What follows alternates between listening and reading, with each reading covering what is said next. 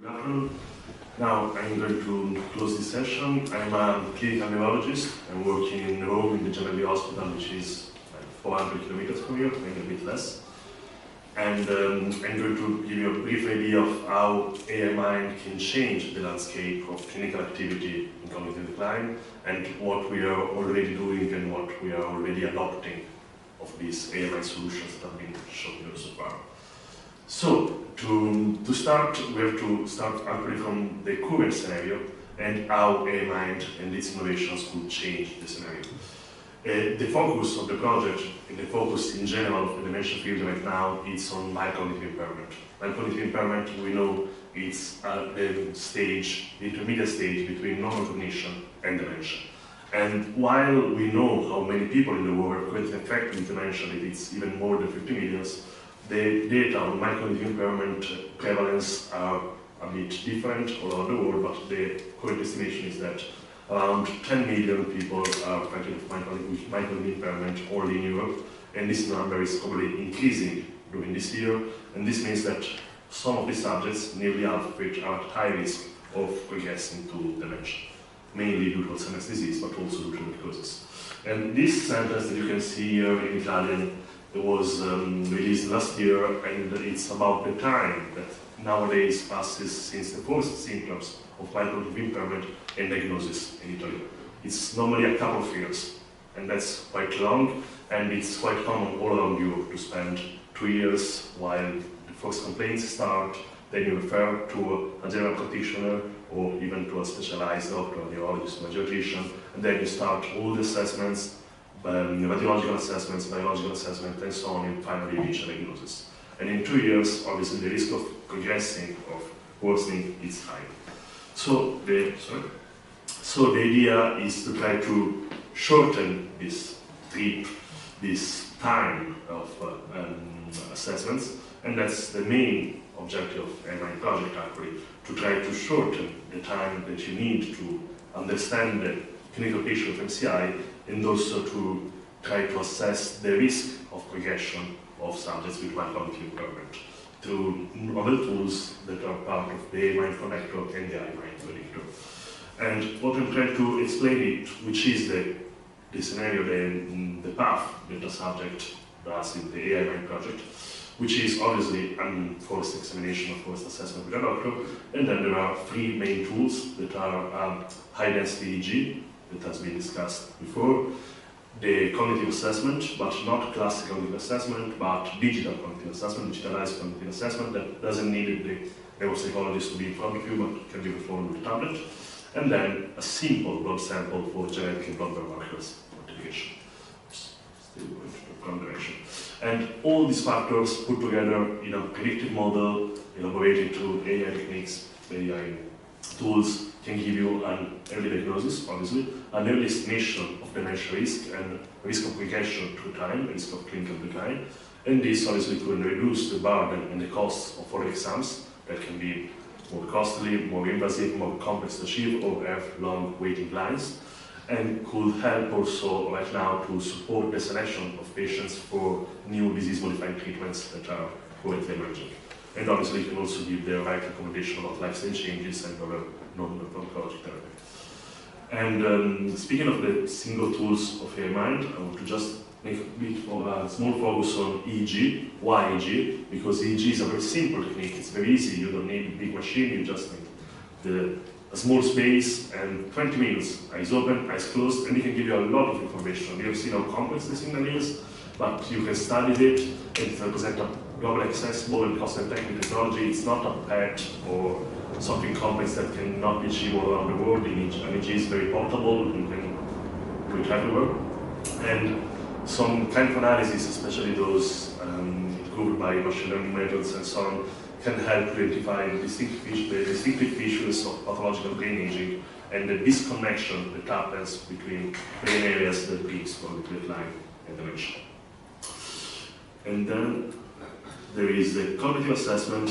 We know that the decline in some specific cognitive profiles, in some specific cognitive domains, such as episodic memory, for example, are quite related with some forms of neurodegenerative diseases. For example, we know that obviously a decline in memory is typical of Alzheimer's disease, a decline in other cognitive domains is more related to other forms of dementia.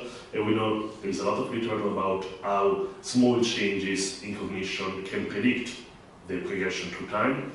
And while neuropsychological evaluation, classical neuropsychological evaluation has some small qualitative changes that make it a bit different every time and less repetitive, let's say. A digitalized cognitive assessment can give us more information with the smallest margin of error, and obviously you have all new measures like reaction time and so on that are not normally collected in a live session but can be collected with this new computerized cognitive testing technological method. And finally, and this is probably the novel update in the last few years, and it's the big news, we have obviously the genetic, that is mainly ApoE, that we know is the risk factor for dementia and Alzheimer's disease, but moreover we have the blood biomarkers. The main focus so far has been on phospho-tau. Christopher has already showed you some results regarding phospho-tau-117. We also have quantified already phospho-tau-181, other biomarkers are going in the pipeline. And we know this is something that has been emerging in the last few years, that with these blood biomarkers you can have relevant information of what's happening in CSF. And what's happening in CSF is what's happening in the brain, in the neurons. So being able to quantify these small concentrations, these small amounts of biomarkers can give us relevant information on amyloidopathy and tauopathy processes happening in the brain. And this can give obviously us a lot of information about the neurodegenerative cause on the basis of the cognitive decline. And this is something that we are already implementing in everyday clinical practice. And these are just a couple of examples that are not working, but I can explain. Okay, I don't know why they are disappearing. But this on the left is just a representation of a group of MCI subjects. The ones on the left, the blue ones, are not affected by Alzheimer's disease according to CSF or PET examination. The ones on the right are affected by Alzheimer's disease according to CSF or PET examination. So the ones on the right have levels of amyloid and tau in the brain according to those invasive and costly exams that we are doing right now in clinical practice, and that you have to wait in clinical practice to perform. And these are the level of plasma p-tau-117, and as you can see there is a big difference between the subjects on the right and the subjects on the left. And the idea then that right now is emerging is that the idea is proposing two different cutoffs, one at high sensitivity and one at high specificity, and actually with this you can achieve an accuracy higher than 95% in selecting who probably has amyloid pathology and who hasn't.